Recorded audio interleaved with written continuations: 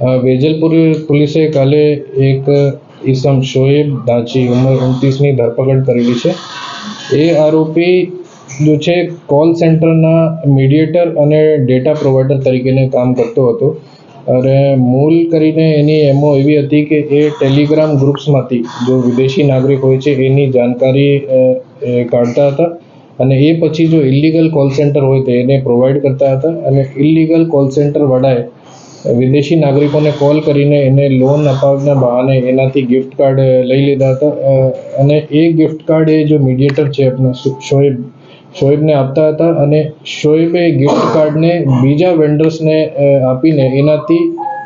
Gift card બદલ આપણે USDT જો છે એ લઈ લેતા હતા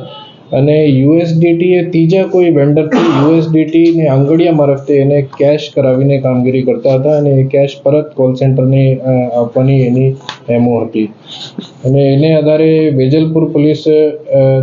318(4) ચીટિંગ અને 319 ચીટિંગ બાય પર્સનેશન અને IT act identity theft 66C અને 66D કમ્પ્યુટર રિસોર્સ અને યુઝ કરીને ચીટિંગ કરીને એફઆઈઆર નોંધાયેલી છે અને એમાં 3 આરોપીઓની અત્યારે ધરપકડ બાકી છે. જે શોએબ કુરેશી છે, એક શાકિબ છે અને યાસર મકવાણા છે. આરોપી કેટલું કમિશન લીધો હતો? આરોપીના કમિશનના અત્યારે તપાસનો અત્યારે ચાલુ છે. એના આખા નેટવર્ક આઈડેન્ટિફિકેશન કરવાના કામ ચાલુ છે કે એમાં જો ક્રિપ્ટોની વોલેટ છે એમાં કોણ પૈસા આપતા હતા અને આગળ એ કોને આંગળીયાથી પૈસાને એક્સચેન્જ કરાવતા હતા એ બધાની તપાસ અત્યારે ચાલુ છે. એ અત્યારે તપાસનો વિષય છે ચાલુ છે.